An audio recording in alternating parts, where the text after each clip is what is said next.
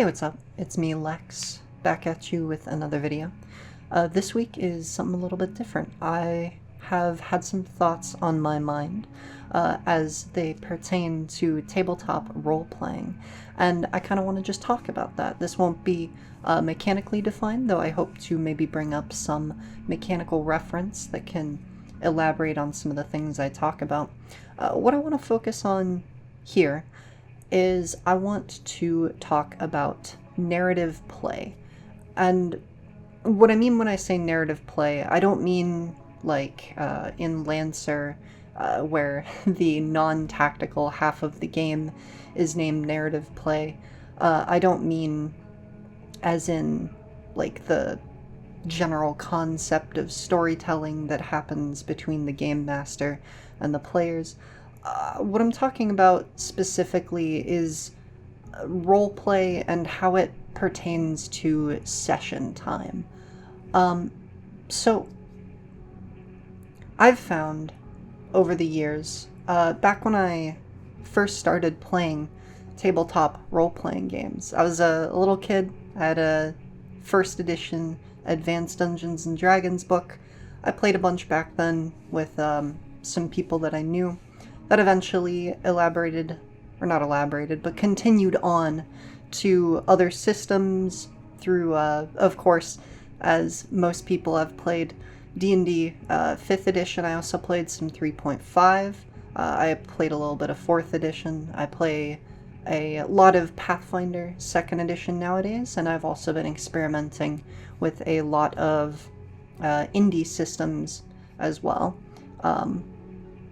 And I've found that when I look back on the past and the moments, the role-playing that I enjoyed the most, I found that there's this kind of through line. Nowadays, I find that I struggle to run games for much longer than about 2.5 hours. My session length is 2.5 hours, 150 minutes. And this has meant that kind of as a result of that, I have to be very precise with my pacing. I have to encourage the players to continue onwards, to make choices. I need to be quick in combat and concise in role-playing. And while this is definitely a very good way to see a lot of game very quickly, I think I'm starting to kind of conceptualize something, and I want to voice it, to share it with other people, maybe get what your thoughts are on this. And that is that when I think back to the moments that I enjoy most in tabletop role-playing, I find that they often occurred when the game master of whatever game I was playing in was occupied. They were reading ahead in the book because they did not do their preparations before the session, and we as the players had to fill that time, so we would fill it with role-playing and character moments while the GM was preparing things. And now, of course, I want to be clear that I don't think this is at all the only way for role-playing to occur. But I do want to give voice to this. And my thought process here is that when in the shorter, more focused games that I run, or game sessions that I run now, especially as an adult, I don't have as much free time, of course. Sometimes role-playing, and particularly the character-driven role-playing, can feel like it's kind of a waste. And I want to be clear, when I say a waste, I don't mean that it's not fun. It's of course fun. I enjoy role-playing. I enjoy seeing characters evolve, involving them with the world as well. Nothing like that. It's nothing silly like I don't want roleplay at my table, but it's that everyone has busy schedules. It's hard to get everyone together. And then when we do, it's only for 150 minutes a week. And so anything that isn't progressing the game in some way, or like interacting with the world, can sometimes have this kind of pressure. You want to continue onwards. I'm sure that even in more narrative-focused games, people feel this pressure. Maybe during combat you want to describe how you're attacking creatures, or what your spells look like, but you find that the descriptions are starting to drag, and you start just saying, oh, well, I'm going to cast Eldritch Blast again. It's a grab a 5e-ism. And so this idea of narrative play, and specifically role-playing, being quote-unquote wasteful. I've been reading a lot of tabletop games, the indie games that I referenced at kind of the opening of this video. And I've been finding that there are some very interesting solutions to this issue, where they can understand and appreciate that people struggle to roleplay sometimes because there's no mechanical incentive to. It feels like you're slowing down the session maybe when you don't have enough time to get through everything you want to already. And so, for example, this is probably the version I've found that is the most interesting. So it's what I'm going to center my talks around here. His Majesty the Worm is a tabletop role-playing game written by, I have it noted here, Josh McCrowell, also known as Rise Up Comus on social media. I'll link that down below. But His Majesty the Worm is a sort of OSR style role-playing game. It tries to emphasize a lot of the aspects of that time period, but while also providing rules. And I think that one of the most fascinating things about it, and possibly even like a core fundamental like aspect of that game, is that it encourages narrative play mechanically. It has some more minor things that encourage it, like, of course, there's the rather than picking a background, you describe yourself using motifs. So, you know, you could be like apprentice alchemist, or worried bartender, something like that. It's a two-word descriptor of who you are, and it has to be kind of thematic. And that's all well and good, but what I want to hone in on specifically is the bonds system in the game. In the game, you and your table mates, the other players, are part of a guild, and when you create your characters, you establish bonds between each of you. So someone could be a mentor and another person a mentee. They could be friendly rivals, they could be allies, and then whenever you satisfy that narrative choice in roleplay, that bond becomes charged. And then when you rest, you have to expend those charged bonds to heal and to restore your limited use abilities. And so it creates this kind of natural back and forth where you're encouraged to roleplay because that's how you heal, that's how you get your spells back, etc. And that's very interesting to me. When I first read it, I thought that it was going to be kind of gross, because I've never been the biggest fan, personally, of forcing people to roleplay. If they want to sit at the table and just say, like, oh, I'm just going to tell them why we should go in there. I'll be like, okay, yeah, no, that's fine. Roll a dice for me. We don't have to resolve this through actual talking, because I think that that's more than fair to accommodate people at your table.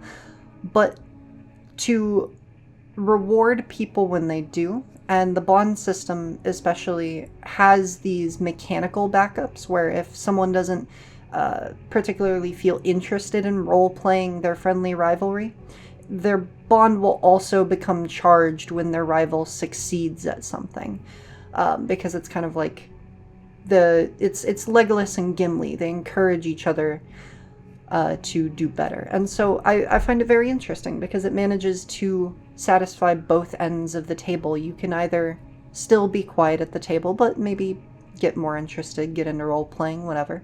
But you also are rewarded if you do role play. You can charge up bonds with your allies by making them laugh. You can charge up bonds with your mentee by advising them on what to do, etc.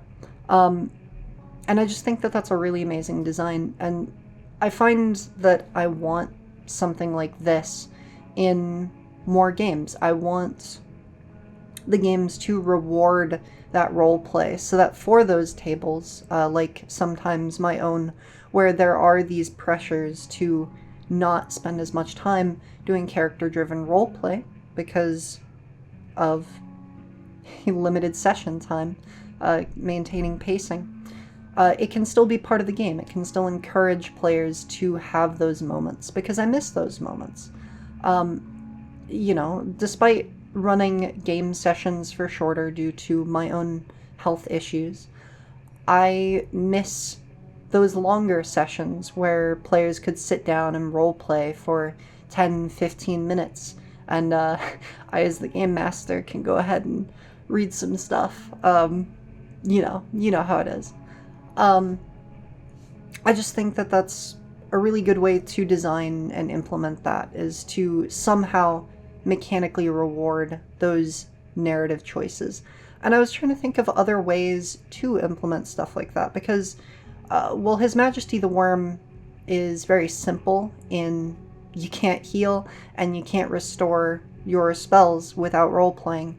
I was thinking of other ways that could be maybe still rewarding but less restrictive. In Pathfinder specifically, the types of things that I go for is I tend to give circumstance bonuses if people can describe things. For example, the other day, spoilers for my Abomination Vaults group, skip maybe 20 seconds forward from here. Anyway, one of my players described that they were inspecting the footsteps in this room. There was dust on the floor, and I gave a circumstance bonus to their search check because they described specifically what they were focusing on. It was a small one because it wasn't directly related to the hidden thing in that room, but it still was an interesting interaction, and I tend to do that with a lot of things too. If you can describe something in combat particularly cool, I'll give you a circumstance bonus. And I find that that's the best way to use circumstance bonuses for me in Pathfinder 2e, is they're so rarely granted by anything mechanical. Spells are status, and magic items are items. But the only thing that's consistently able to give a circumstance bonus is aid, and aid has to be narratively fulfilled. You have to describe how you're aiding unless you have some ability like One for All that lets you do it no matter what. And I think that that's a good example of how to encourage players without making it a restriction, like in His Majesty the Worm. You give bonuses. I think that the pitfall of that, though, is that if you end up being too giving with those circumstance bonuses, then maybe you have your players just trying to describe how they swing every sword slice. Or, on the flip side, maybe it just doesn't feel like it's doing all that much, and they don't engage with it at all. Just some small thoughts on tabletop role-playing, and something that I find very interesting. I hope that maybe this is able to help some other people kind of fill out some ideas maybe they have in their own heads, design some mechanics maybe for their own games or for games they play that could satisfy these thoughts for them. Whatever the case, maybe it isn't even an issue for you at all. Maybe your tables play long times or are so focused on that narrative development that, well, it doesn't really end up being an issue that it takes a couple of sessions to get through a combat.